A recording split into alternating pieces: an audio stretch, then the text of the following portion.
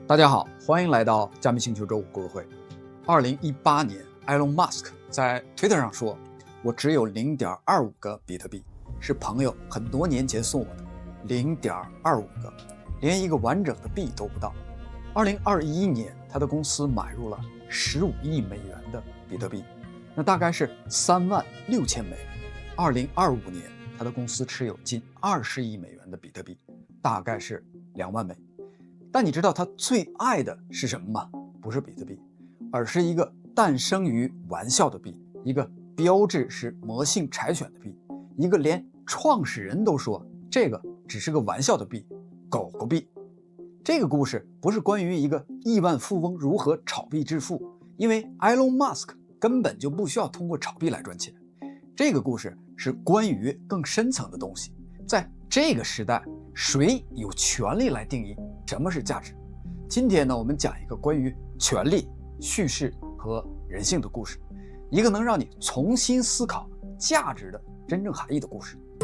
在进入故事之前呢，我们先来看看2个加密货币。第一个，比特币，2009年诞生，中本聪用一份9页的白皮书创造了它。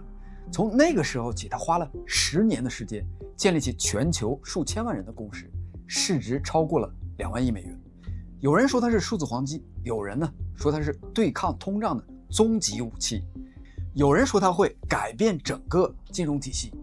第二个，狗狗币，2013年诞生，2个程序员 Billy Markus 和 Jackson Palmer， 他们看到比特币在大火以后，市场上涌现出无数跟风的山寨币和空气币，于是呢，他们决定干脆做一个最不正经的币来讽刺一下这种现象。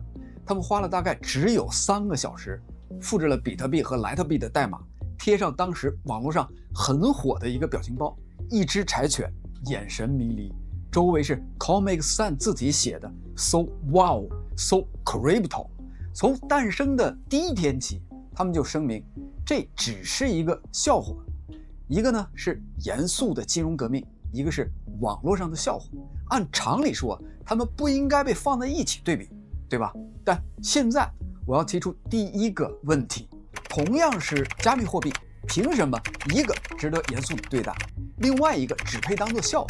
你可能会说，因为技术，比特币有创新的区块链，因为共识，比特币经过了时间的验证，因为稀缺性，比特币总量只有2100万枚。这些答案听起来都很有道理，但真的是这样吗？这就引出了我想问的第2个问题。如果说有一个人他发一条推文，就能让那个笑话币在24小时以内市值增加到40亿美元，他发一张狗的图片，什么字儿都不用写，价格呢就能够在1小时以内暴涨27%。他说一句这是一个骗局，币价就会崩盘30%，几百万人的资产瞬间蒸发。那么我的第2个问题是技术决定了价值，还是叙事决定了价值？是代码创造共识，还是权力创造共识？这个人呢，当然就是埃隆·马斯克，特斯拉的 CEO，SpaceX 的创始人，世界首富，拥有超过2亿推特粉丝。而他与比特币、狗狗币的故事，会让我们重新思考价值这个词儿的真正含义。好的，让我们带着这2个问题开始。故事呢，要从2020年说起。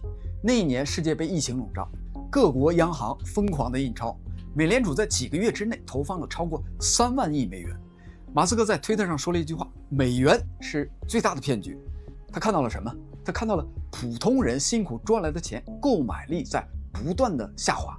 他看到政府可以随意的增发货币，稀释所有人的财富。他看到的是一个体系的脆弱与不公平，所以呢，他需要一个武器，一个能够对抗传统金融秩序的武器，而比特币正是那个完美的答案。想想比特币是什么？它是一个没有中央银行的货币系统，没有政府可以随意的增发，总量恒定2100万枚，1枚都不会多，代码即法律，数学保证公平性。2021年的2月8号，特斯拉向美国证券交易委员会提交了一份文件，宣布买入价值15亿美元的比特币。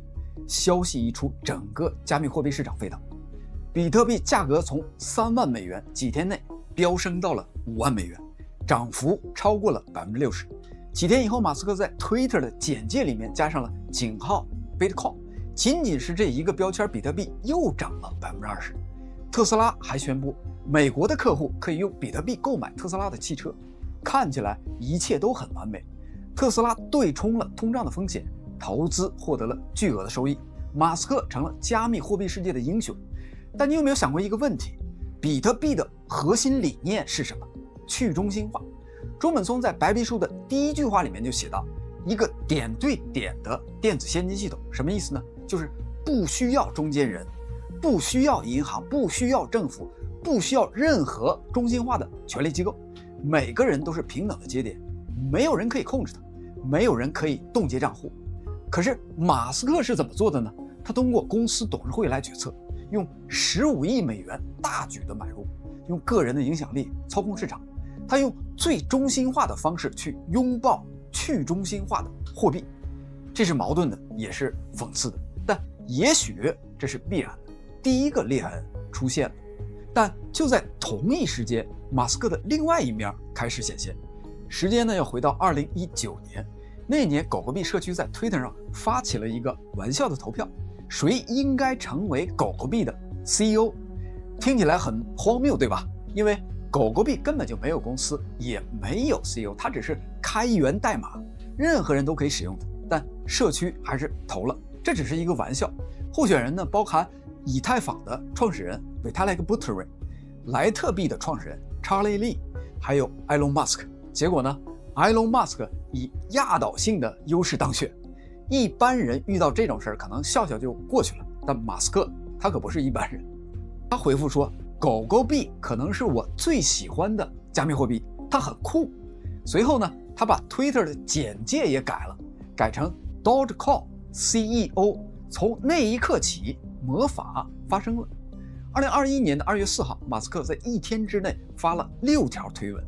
Dogecoin is a people's crypto， 狗狗币是人民的加密货币。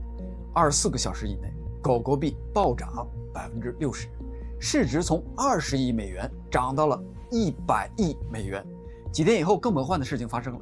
4月1号，愚人节的这一天，马斯克发了一条推文，只有一张图片，一只柴犬，配文写着 SpaceX 将把1枚狗狗币送上月球。然后呢，1个小时之内，狗狗币从0.054美元涨到了0.069美元，涨幅27%。一张图，一句话，1个小时，27%。你有没有觉得这个很荒谬？一个诞生于玩笑的币，一个没有任何技术创新的币，一个连创始人自己都早已抛弃的空气币，仅仅因为一个人的推文，市值就增加了数十亿美元。但更重要的是，注意马斯克对待这2个币的态度。对比比特币，他是商人，开董事会，做投资的决策，计算回报率，考虑财报的影响。而对狗狗币呢，他是人吗？他是教主，不需要理由，不需要逻辑，不需要财报，只需要发一条推文。一个人2副面孔，但哪一个才是真实的他？其实马斯克已经不是第一次扮演造物主的角色。想想看，他让电动车从小众的玩具变成了主流产品，特斯拉的市值超过了所有传统车企的总和，他让私人公司可以发射火箭， SpaceX 的火箭能够回收，能够重复的使用，这在10年前是不可能的事情。他说要在人脑里边植入芯片， Neuralink 真的做出来了。他说要挖隧道解决交通， The Boring Company 真的开挖了。他习惯了什么？他习惯了掌控一切，从技术的路线到产品的设计，从团队的管理到市场策略，从概念到现实。他是一个设计师，是工程师，是 CEO， 是故事的作者。而现在呢，加密货币给了他一个新的舞台，一个更刺激的舞台。在这里，他不需要造火箭，也不需要建立工厂，更不需要上万名的工程师，不需要等待3年5年看结果。他只需要打开手机，输入140个字符，按下发送，几分钟或几个小时以内，数十亿美元的财富就在指尖间流动。这个是什么呢？这个是21世纪最纯粹的权力快感。而马斯克呢，上瘾了。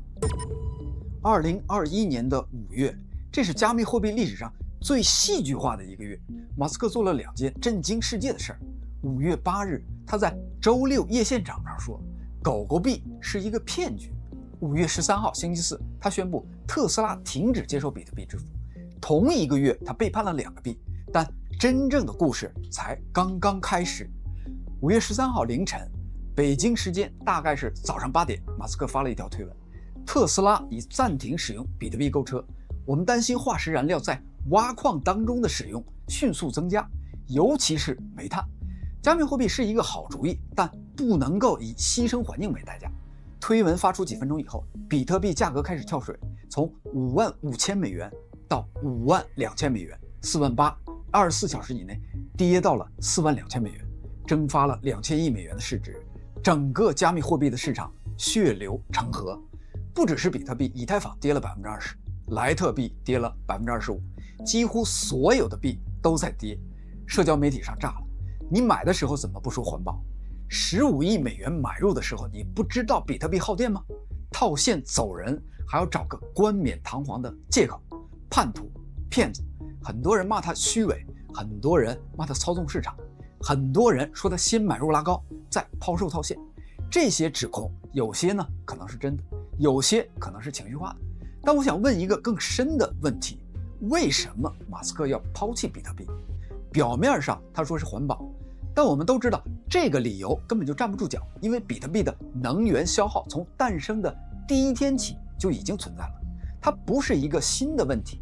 特斯拉买入15亿美元的时候不可能不知道，但真相到底是什么呢？我认为真相可能会更复杂。马斯克发现了一件事儿，他控制不了比特币。什么意思呢？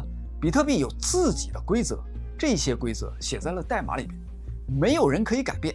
比特币有自己的社区，他们信仰去中心化，他们相信代码及法律，相信数学不会撒谎。马斯克可以买入比特币，可以影响它的价格，但无法改变它的本质。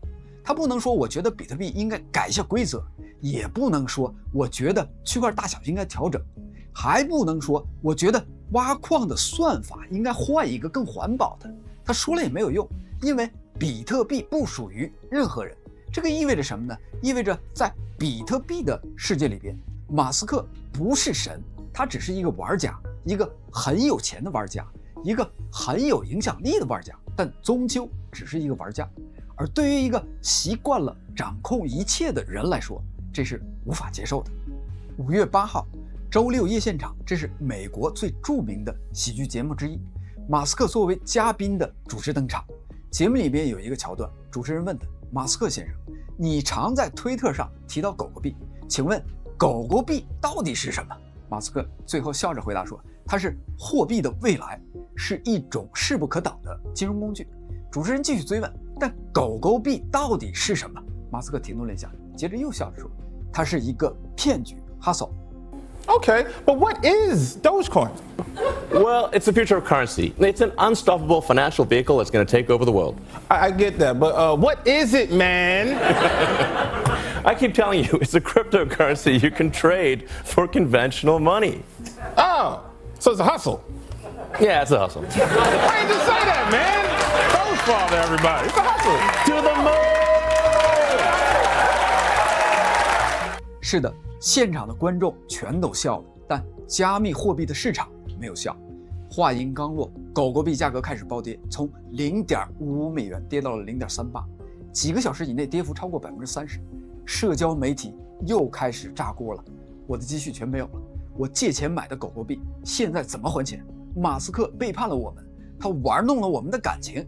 有人说要起诉马斯克操纵市场，有人说要联合抵制特斯拉，有人说再也不能相信他了。但是只过了3天，5月14号星期五，马斯克又发推了，正在与狗狗币开发者合作，提升系统的交易效率。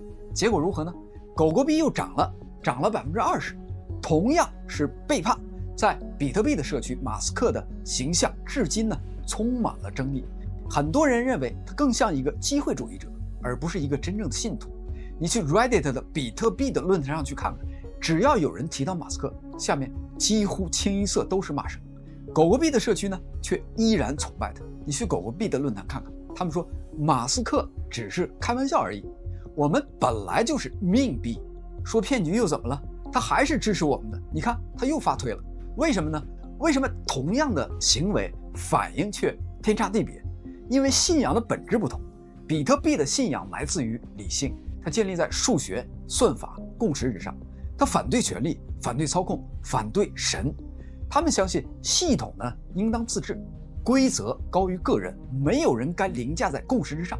所以当马斯克试图影响市场、操纵叙事的时候，他们愤怒了，因为在他们的眼里，那个不是英雄，而是中心化的化身。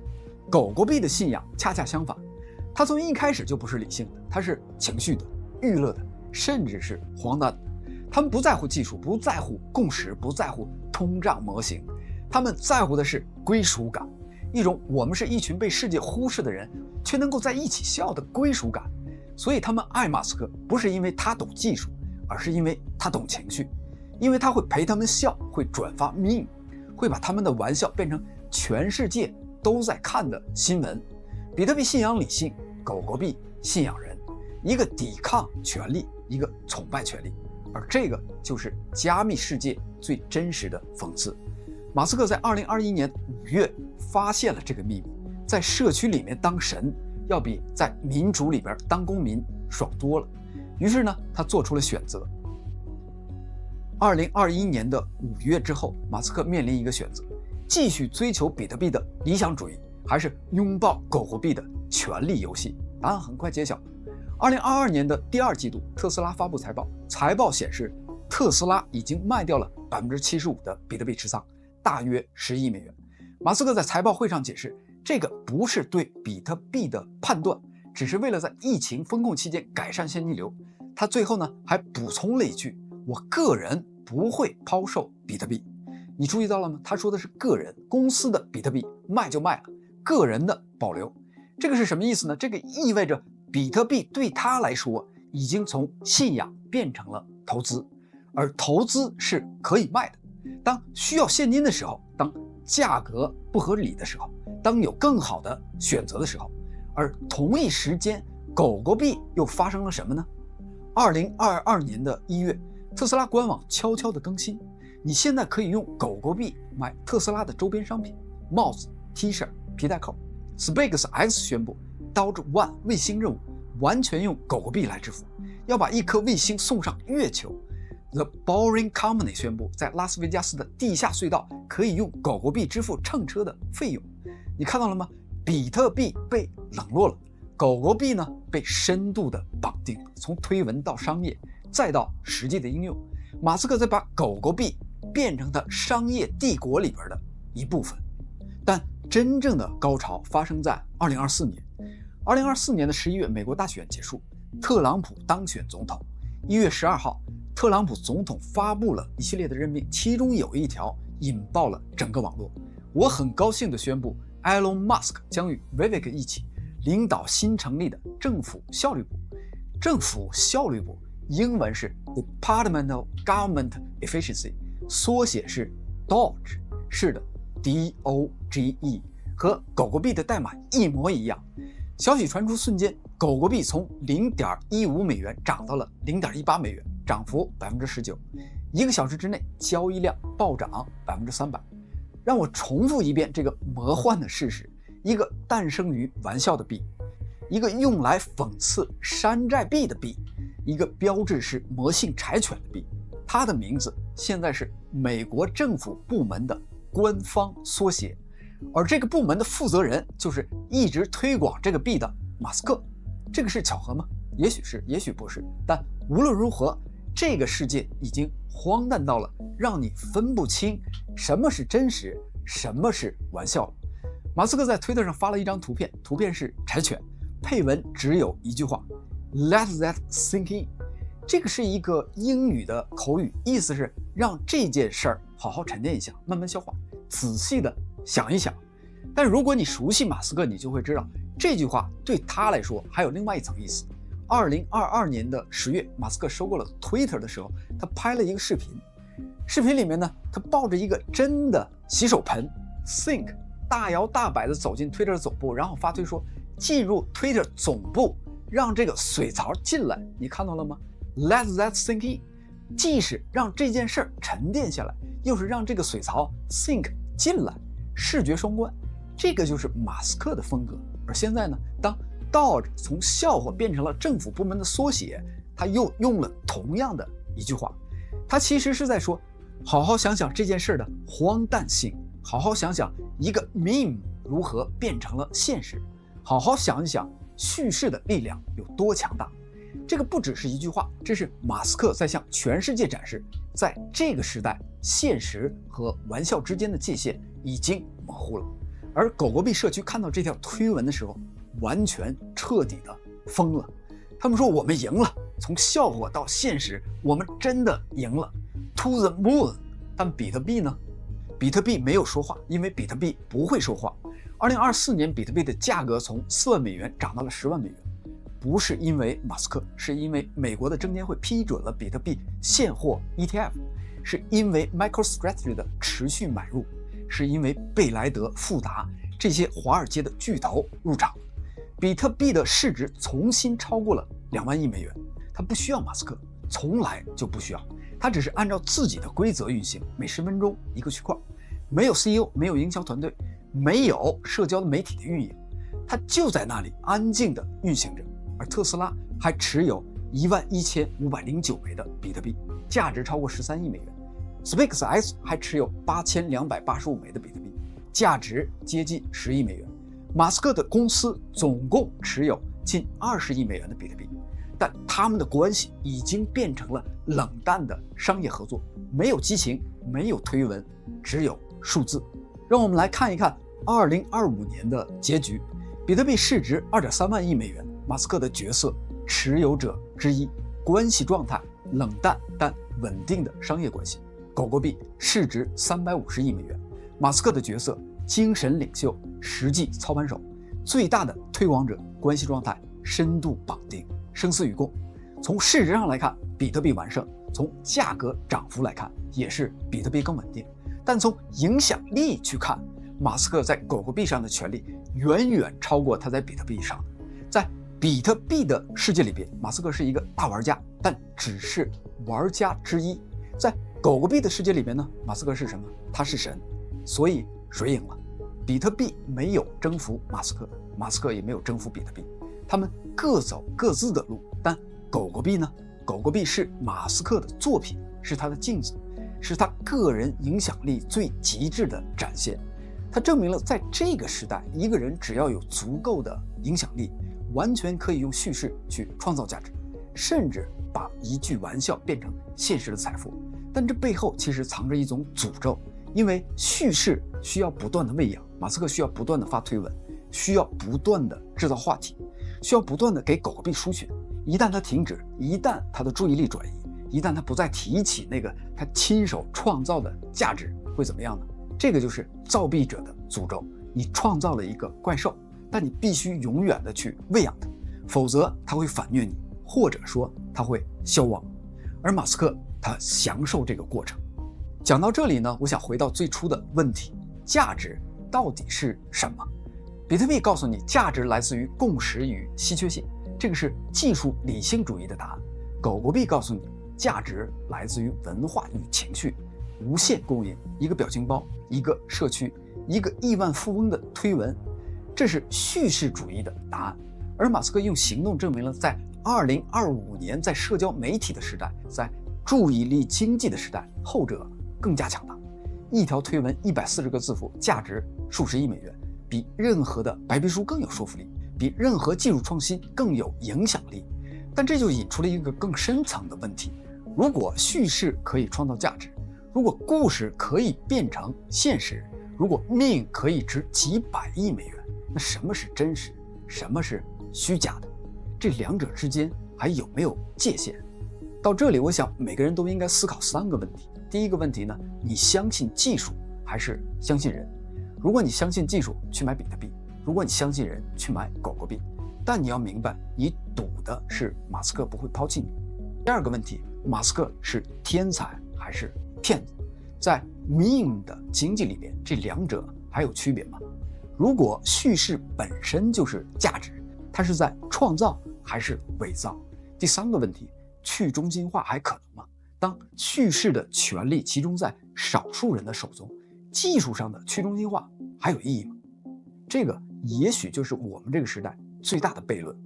比特币继续按自己的规则运行，狗狗币继续随马斯克的推文而起伏，而马斯克呢，继续享受造物的快感。